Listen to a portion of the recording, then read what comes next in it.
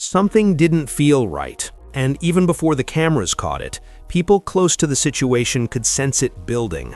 The offense wasn't completely falling apart, but it wasn't clicking either. It was that uncomfortable middle ground where nothing looks obviously broken, yet everything feels slightly off. Timing was just a step late, routes didn't quite match the quarterback's expectations, and drives that should have turned into big moments kept stalling out at the worst possible times. At the center of it all was a young quarterback trying to take control of a system that didn't seem fully in sync. Shedeur Sanders. At first, most people brushed it off. New system, new adjustments, growing pains, those are normal. But the deeper you looked, the harder it became to explain things that kept happening over and over again. This wasn't just one bad drive or one missed connection. It was a pattern. Plays would break down in ways that didn't make sense. Receivers and quarterback weren't seeing the field the same way. And sometimes it looked like they weren't even trying to. That's when the conversation quietly started to shift, because when execution issues turn into repeated patterns, people stop asking what went wrong and start asking, why does this keep happening? And inside that question is where things get uncomfortable. Fans began rewinding clips, slowing down plays, pointing out moments that didn't add up. A route cut short here, a hesitation there, a play that looked completely out of sync with what the quarterback expected. None of it was loud on its own, but together it painted a picture that was hard to ignore. And then one name started coming up more and more: Jeudy. Now, nothing was ever confirmed, no official statements, no clear evidence, nothing you could point to and say this proves it. But that didn't stop the speculation, because from the outside looking in, it started to feel like something deeper was going on. Some believed he was just stuck in a system that didn't fit him. Others weren't so sure. There were whispers that maybe the disconnect wasn't accidental, that maybe not everyone was fully bought into what was being built.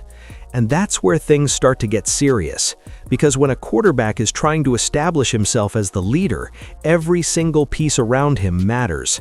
Timing, trust, chemistry, it all has to be locked in. And if even one part of that system starts drifting, the entire offense feels it. Suddenly, it's not just about missed plays, it's about confidence. It's about whether the quarterback can trust what he's seeing, and whether his teammates are going to be exactly where they're supposed to be when the moment comes. That tension doesn't stay hidden for long. It shows up in body language. It shows up in the way players communicate or don't. And eventually, it shows up in results. Drives stall, opportunities disappear, and frustration starts to build, not just on the field, but behind the scenes where cameras don't always catch it. What made this situation even more intense was how quiet it all felt. There was no big public blow-up, no dramatic moment that clearly exposed everything. Instead, it was subtle, almost too subtle. The kind of situation where you can feel something is wrong, but no one is saying it out loud. And sometimes that's what makes it worse, because silence leaves room for speculation. And once that speculation started spreading, it didn't take long before the narrative grew into something much bigger than just a few broken plays. People weren't just questioning execution anymore, they were questioning intent. Was this just a struggling offense trying to figure itself out, or was there something happening behind the scenes that fans weren't supposed to see? That question alone changed everything, because now every single play was being watched differently. Every route, every reaction, every moment between quarterback and receiver, it all started to feel like part of a bigger story. A story that hadn't fully come out yet, but was slowly revealing itself piece by piece. And the deeper people looked into it, the harder it became to ignore what might actually be going on. Because what started as a few small breakdowns was beginning to look like something much bigger.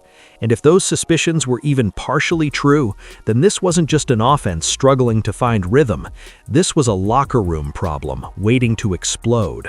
The first real signs didn't come from headlines or reports, they came from the field itself. Subtle at first, almost easy to miss if you weren't paying close attention. A route that broke just a second too late. A receiver slowing down when the quarterback expected acceleration. A throw placed perfectly, only for no one to be there. These weren't dramatic mistakes that stop a game cold. They were small fractures, stacking up play after play, quietly disrupting the rhythm that a quarterback like Shedeur Sanders depends on. And that rhythm, it's everything. For a quarterback trying to establish control, timing isn't optional, it's the entire system. Every route is built on trust. Every throw assumes the receiver will be exactly where they're supposed to be at the exact moment they're supposed to be there. But what started happening felt off. Not chaotic, not completely broken, just consistently out of sync in ways that didn't make sense for a professional offense. There were plays where Shedeur released the ball with confidence, only for the receiver to hesitate mid-route. Other moments where a route looked rounded off instead of sharp, changing the entire angle of the play. And sometimes it looked like the quarterback and receiver were running two completely different ideas of the same call. You could see it instantly in the reactions, hands thrown slightly in frustration, quick glances, body language that said something wasn't lining up. None of it was loud on its own, but together it painted a picture that was hard to ignore. And then one name started coming up more and more: Jeudy. Now, nothing was ever confirmed, no official statements, no clear evidence, nothing you could point to and say this proves it. But that didn't stop the speculation, because from the outside looking in, it started to feel like something deeper was going on. Some believed he was just stuck in a system that didn't fit him. Others weren't so sure. There were whispers that maybe the disconnect wasn't accidental, that maybe not everyone was fully bought into what was being built. And that's where things start to get serious. Because when a quarterback is trying to establish himself as the leader, every single piece around him matters. Timing, trust, chemistry, it all has to be locked in.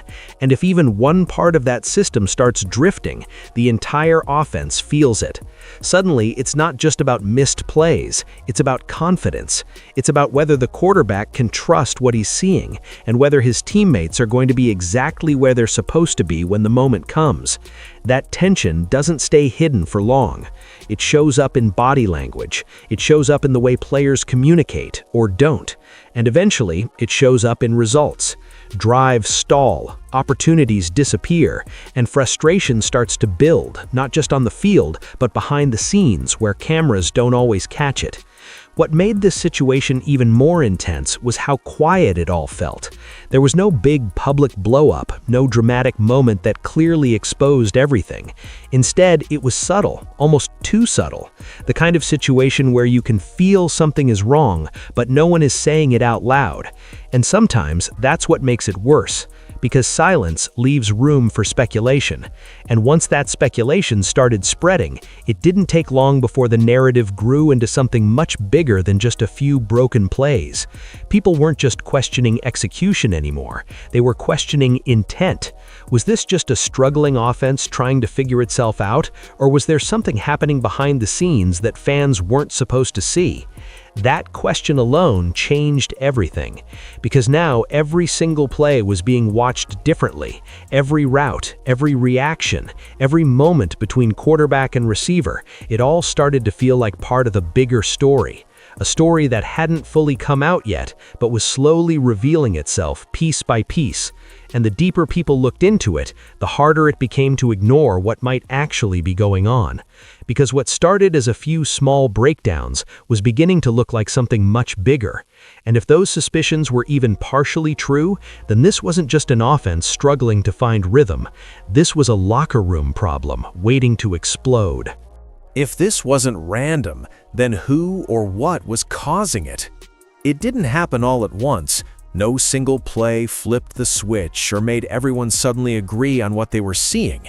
Instead, it built slowly, clip by clip, drive by drive, until fans started connecting moments that at first felt completely unrelated. And once those dots began to link together, the conversation shifted from confusion to suspicion. Because one name kept showing up in those breakdowns: Jeudy. Now, to be clear, nothing was ever officially confirmed. No coach stepped up and pointed fingers. No report came out saying there was intentional disruption. But online, that's where the noise started getting louder.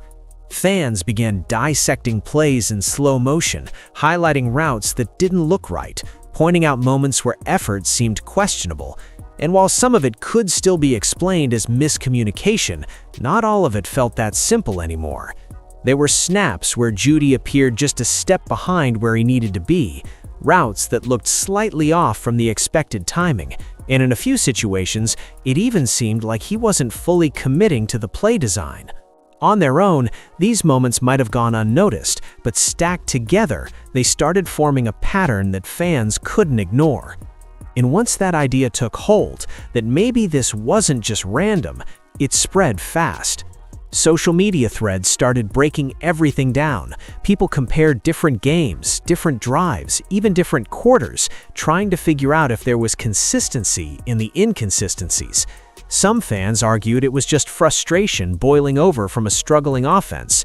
Others weren't convinced. They believed there was something deeper going on, something tied to chemistry, trust, or even internal disagreements that weren't being talked about publicly. Rumors started circulating. Some suggested Jeudy wasn't fully aligned with the direction of the offense. Others claimed there might have been tension over roles, targets, or leadership. Again, none of it confirmed, but the fact that these conversations were happening at all said a lot about how things looked from the outside. And the more people watched, the more they noticed the small details. Body language became part of the discussion. Quick reactions after missed plays, lack of visible communication between quarterback and receiver, moments where it didn't look like there was urgency to fix what just went wrong. These aren't things that show up on a stat sheet, but they're the kind of signals fans pick up on when something feels off. Meanwhile, Shedeur Sanders was still trying to hold everything together. You could see the effort to stay composed, to keep pushing the offense forward even when things weren't clicking. But when the same types of breakdowns kept happening, it became harder to ignore the possibility that not everyone was moving in the same direction.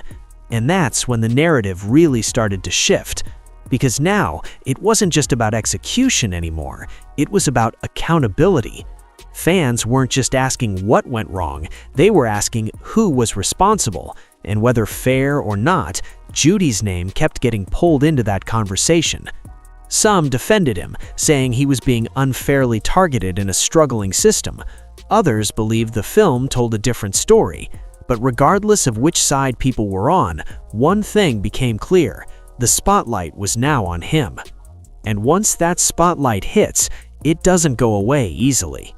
Especially when what happens next only adds more fuel to the fire. Just when it felt like the tension couldn't build any further, everything shifted. There wasn't a long warning, no slow transition, no drawn-out explanation that gave fans time to process what was coming. Instead, the change hit fast, and it immediately altered the direction of the entire situation.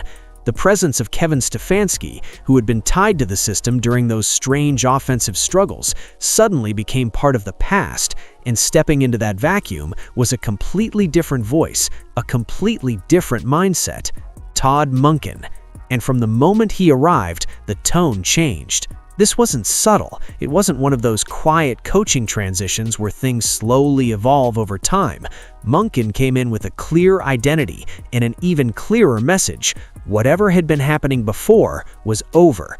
No more confusion, no more inconsistency, no unanswered questions about effort, execution, or accountability, because from his perspective, none of that was acceptable. Almost immediately, there was a visible shift in how things were being handled. Reports and reactions suggested a much tighter structure, a sharper focus on discipline, and a system where every player was expected to be locked in on every single snap. Routes weren't just being run, they were being demanded with precision. Timing wasn't just encouraged, it was enforced. And that matters more than people realize, because when an offense has been dealing with subtle breakdowns, the fastest way to expose the truth is structure. In a loose system, mistakes can hide. In a strict one, they stand out instantly. And Monken's approach? It didn't leave much room for anything to go unnoticed. Suddenly, the same kinds of issues fans had been debating started getting addressed directly, not publicly, not with dramatic statements, but through action. Players were being evaluated differently, roles were being questioned, And more importantly, expectations were being raised across the board. It wasn't about potential anymore, it was about execution. And at the center of it all was still Shedeur Sanders. But now, instead of trying to operate within a system that felt uncertain, he was being placed into one that was clearly designed with intention. A system that demanded alignment. A system where every piece had to fit or risk being replaced. That kind of shift doesn't just change play calling, it changes the entire locker room dynamic. Because when a new coach walks in, it immediately tightens control. Every player feels it.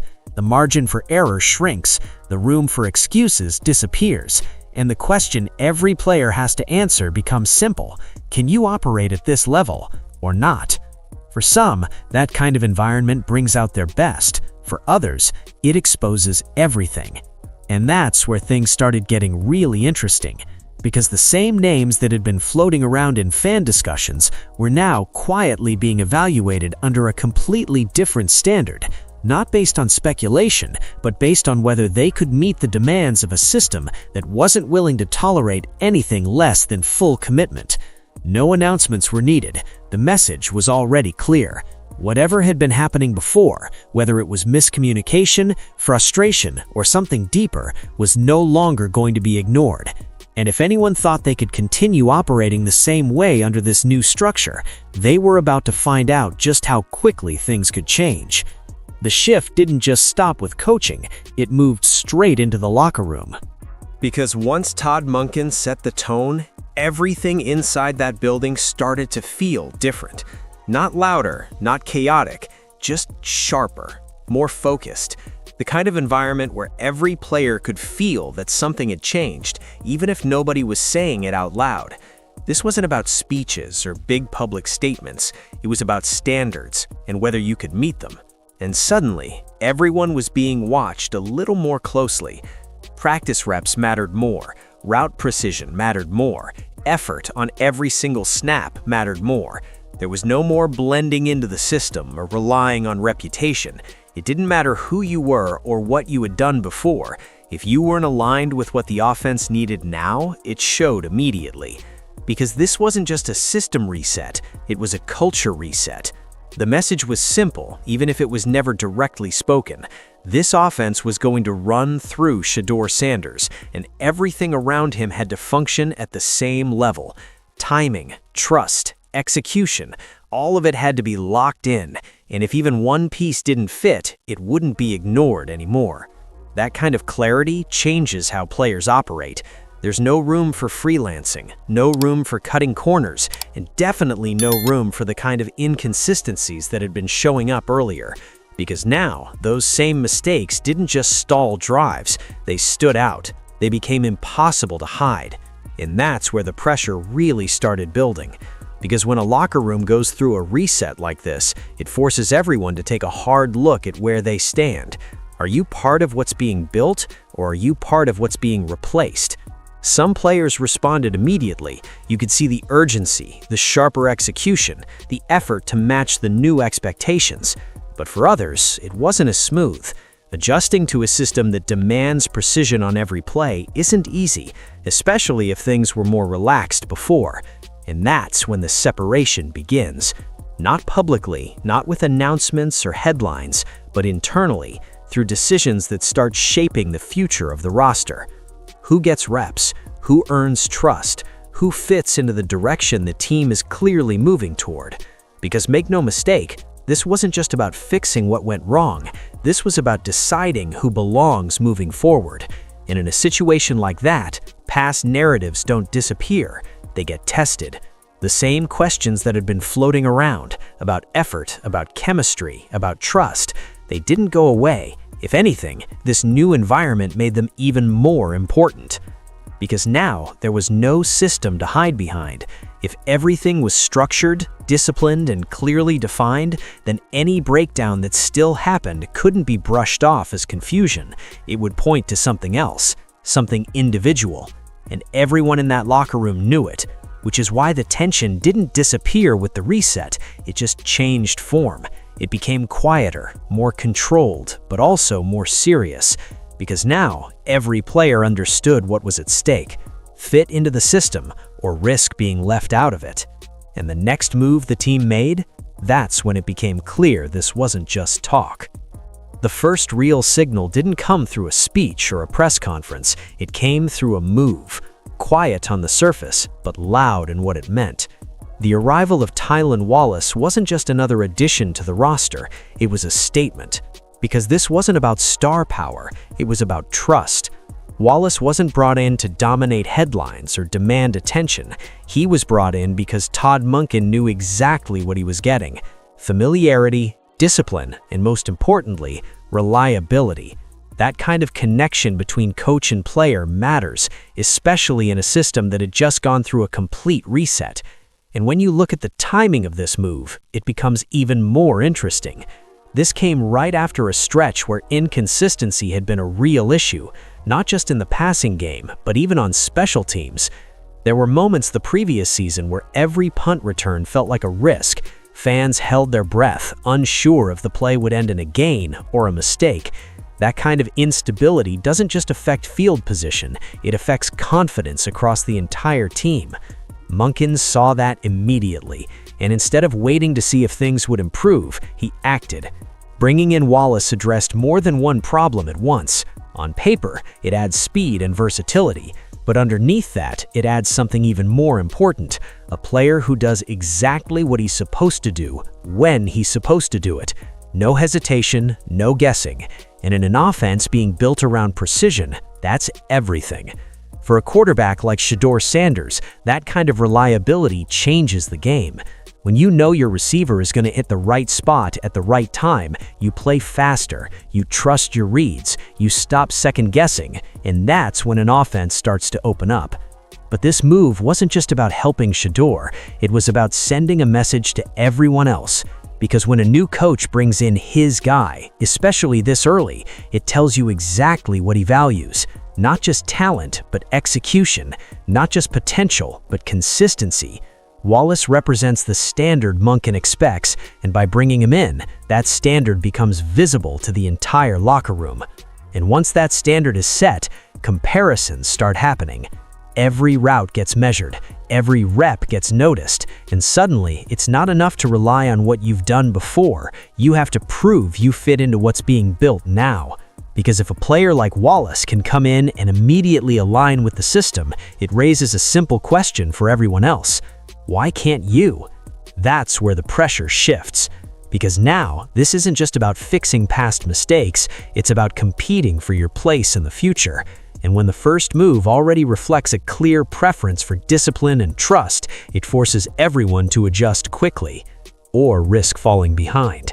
And what makes this even more intense is the fact that this likely isn't the final move, it's just the beginning, a foundation piece, setting the tone for what's coming next. Because if this is the type of player being brought in now, then what happens when bigger decisions start getting made? If the Wallace move felt like a message, what came next made it impossible to ignore. Because this wasn't just about plugging a gap or adding depth, it started to look like something much bigger, a full rebuild of the wide receiver room. Not a tweak, not a minor adjustment, a complete reshaping of what that unit was supposed to be. And at the center of every decision was one name: Shedeur Sanders. That's the part that changed everything. Because when a team fully commits to building around a quarterback, every piece has to match his style, his timing, his strengths. There's no room for maybe it'll work players, no patience for long development timelines. The expectation becomes immediate impact, immediate chemistry, immediate results. And that's exactly the direction things were heading. There started to be serious buzz around potential additions. Names like Marvin Harrison Jr. and Brian Thomas Jr. began circulating in conversations. Now, to be clear, nothing was guaranteed. These were discussions, possibilities, scenarios being explored. But even the fact that those names were in the mix told you everything about the mindset. This wasn't about average. This was about elite-level support. Because when you're trying to elevate an offense quickly, you don't just add bodies, you add difference makers. Players who can win one-on-one, players who create separation, players who make a quarterback's job easier instead of harder. And just as important, players who can be trusted. That word keeps coming up for a reason, because after everything that had happened, the strange breakdowns, the inconsistency, the questions about chemistry, the front office and coaching staff weren't just evaluating talent anymore. They were evaluating reliability, focus, commitment to the system. And if a player didn't check those boxes, it didn't matter how skilled they were. They became replaceable. That's what makes this kind of rebuild so intense. It's not just about who you bring in, it's about who gets left behind. Because every new name added to the conversation increases the pressure on the current roster. Every potential signing or draft pick is a reminder that nothing is guaranteed. Spots aren't safe, roles aren't permanent, and reputations don't protect you. The wide receiver room, once seen as a group with potential, was now being treated like a unit under evaluation. Every route, every rep, every game, it all became part of a larger decision-making process. Who fits the future? Who aligns with the new system? Who can actually elevate the offense instead of holding it back? And those questions don't wait for the season to end. They get answered in real time. What makes it even more clear is how aggressive the approach feels. This isn't a slow rebuild where the team is willing to wait and see how things develop. This is targeted, intentional, focused on results now, not years down the line. Because the belief is already there. They believe Shedeur Sanders is ready. And if that's true, then everything around him has to catch up immediately. That's why the margin of error is gone. A dropped pass isn't just a mistake, it's a missed opportunity to prove you belong. A wrong route isn't just miscommunication, it's a red flag, because in a system being rebuilt this aggressively, every detail matters. And the players know it. They can feel the shift. They can see the names being discussed. They understand that the competition isn't just internal anymore. It's coming from outside, from incoming talent that's being specifically chosen to fit this new vision. Which leads to one unavoidable reality. This wide receiver room isn't being adjusted, it's being replaced piece by piece. And if that's the case, then the biggest decision of all is still coming next.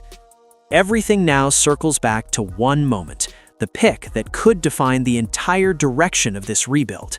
Sitting at number 6, the Browns aren't just making another draft selection, they're making a decision that will either accelerate everything they've started or slow it down at the worst possible time. Because when you've already committed to building around a quarterback like Shedeur Sanders, you don't get the luxury of waiting years for results.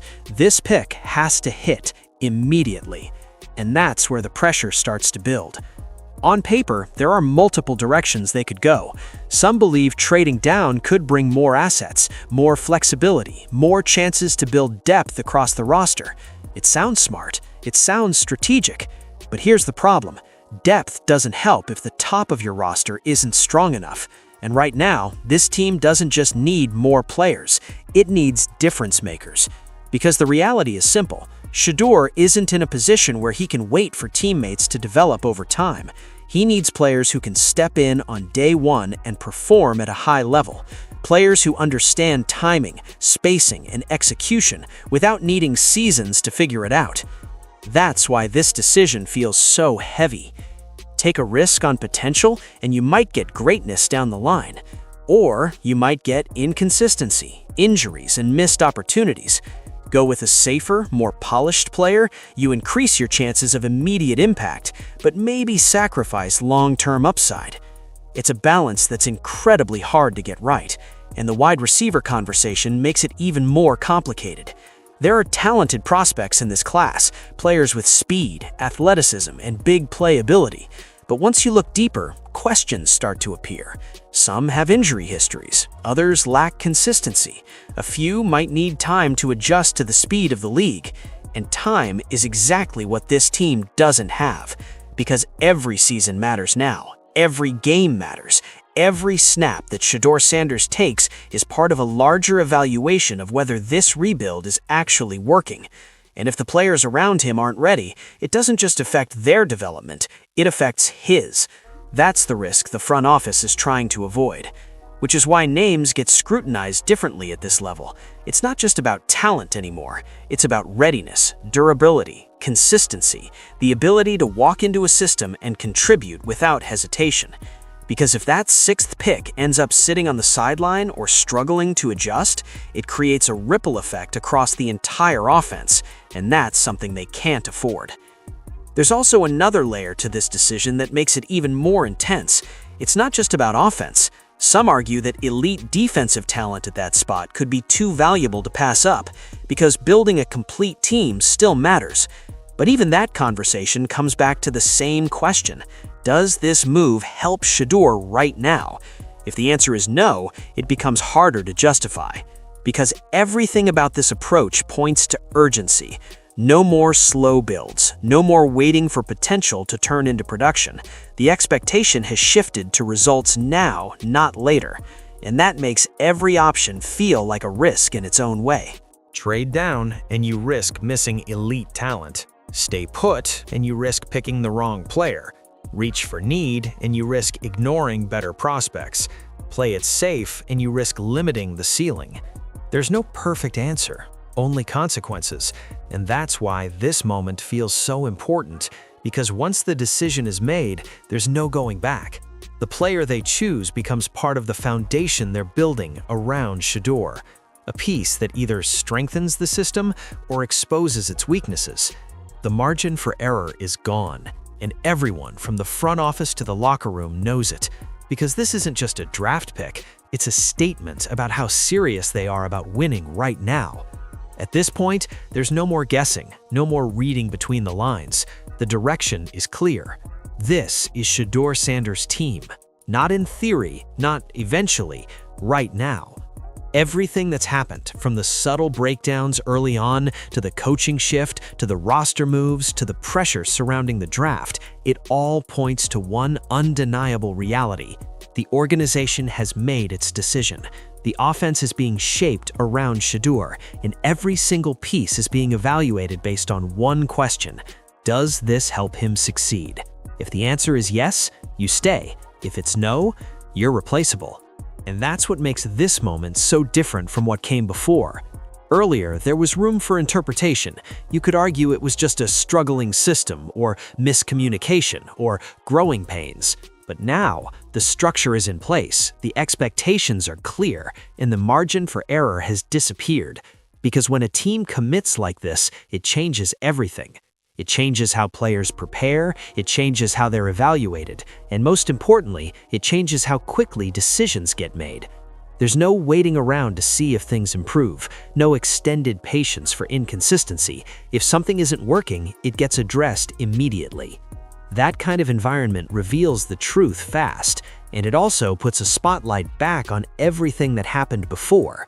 The earlier questions about chemistry, about execution, about whether everyone was truly aligned, they don't just fade away. If anything, they become more important now, because in a system built on precision, any breakdown stands out even more. Which brings the attention back, whether people like it or not, to players like Jeudy. Again, nothing officially confirmed, no direct accusations, but the context is changed. Now, it's not just about what happened in the past, it's about whether a player fits into what this team is becoming. And in a system this focused, that question carries weight. Because this version of the offense doesn't allow for gray areas. You're either in sync or you're not. You're either contributing to the system or disrupting it. And if you fall into that second category, even slightly, it doesn't take long before your role starts to shift. That's the reality of a team that has chosen its direction. And for Shedeur, this is the moment where everything starts to come together. No more uncertainty about leadership, no more questions about who the offense belongs to. It's his system now, built to match his timing, his vision, his strengths. Which means the expectations on him rise too, because when everything is built around you, results are expected. But it also means something else. It means for the first time, there are no more excuses. If the system is aligned, the players are chosen to fit, and the structure is clear, then what happens next will reflect exactly what this team is capable of. And that's where this story really shifts.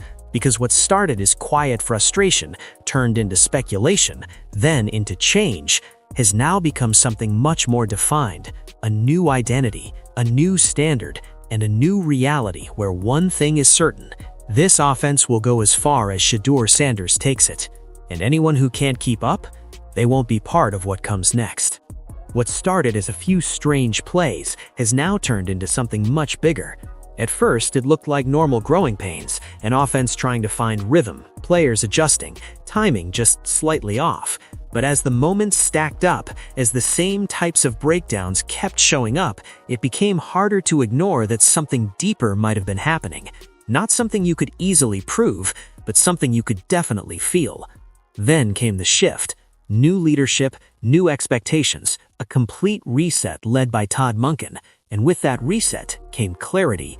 No more confusion about roles, no more tolerance for inconsistency. The system tightened, the standards rose, and the message became impossible to miss. This team was moving in a new direction, and it was being built entirely around Shedeur Sanders. Every move since then has reinforced it. The roster changes, the emphasis on discipline, the push for reliable, game-ready players, even the pressure surrounding that critical draft pick, it all connects back to one idea. This isn't about waiting anymore, it's about winning now, with a quarterback they believe is ready to lead. But here's where the bigger question comes in. Because even with all these changes, even with the structure now in place, one thing still hasn't been fully answered. What was really going on before all of this? Were those early breakdowns just miscommunication in a flawed system, or were they signs of something deeper inside the locker room? And where does that leave players like Jeudy? Was he simply caught in the middle of a situation that wasn't working, or was he part of the reason things felt off in the first place? There are strong opinions on both sides, and without anything officially confirmed, the truth sits somewhere in that gray area, open to interpretation, shaped by what people believe they saw. And maybe that's what makes this story so interesting, because it's not just about what happened, it's about how quickly everything changed afterward. Teams don't reset like this unless they feel something needs to be fixed. They don't tighten control, reshape rosters, and raise expectations overnight without a reason. So the real question isn't just about the past, it's about what happens next. Now that the system is clear, now that the team has chosen its direction, now that everything is aligned around Shedeur Sanders, there's nowhere left to hide. Every player will be evaluated in real time. Every performance will either confirm the vision or challenge it. And that's where things get even more intense. Because if this new structure works, if the chemistry locks in and the offense finally clicks the way it's supposed to, then everything we saw before becomes a lesson, a turning point that led to something better. But if the same issues show up again, then the questions won't go away. They'll get louder. So now it comes down to this. Was the chaos a temporary phase or a warning sign that hasn't fully disappeared? Either way, one thing is certain. All eyes are on what this team does next.